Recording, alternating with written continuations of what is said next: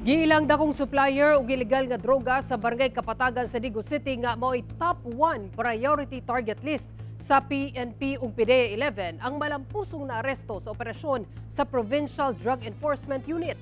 Nakaalerto si Argil Relator.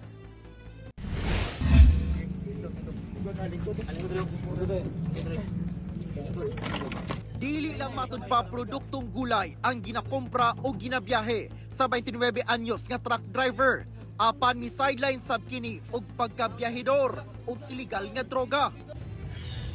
Mihilak pa ang suspect dihang nadakpan siya sa gikasang drug by bus operation sa Davao del Sur Provincial Drug Enforcement Unit kauban ang PDEA Davao del Sur ug Digo City Police niadtong Biyernes sa buntag sa Purok Baganihan 1 sa Barangay Kapatagan, Digo City.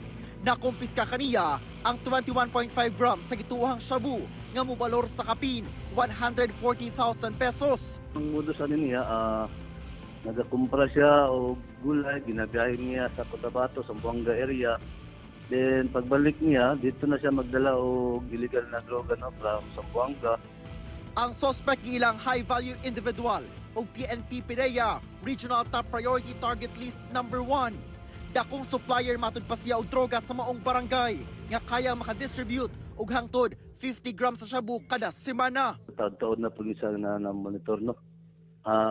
Dati na pinagani matod pa sa barangay official sa Kapatagan na nakagraduate na kini sa CIPRAT, no? Katong surrender na siya. Pero ibalik sa maong binuhatan gyapon. Ginalantaw sa otoridad nga muhinay na ang pagdula og illegal nga droga sa maong lugar o makasikbit nga barangay human nadakpan ang maong supplier og droga. Kasong paglapas sa Comprehensive Dangerous Drugs Act ang gipasaka batok sa suspect nga wala na mihatag og pahayag. Ako si Argil Relator.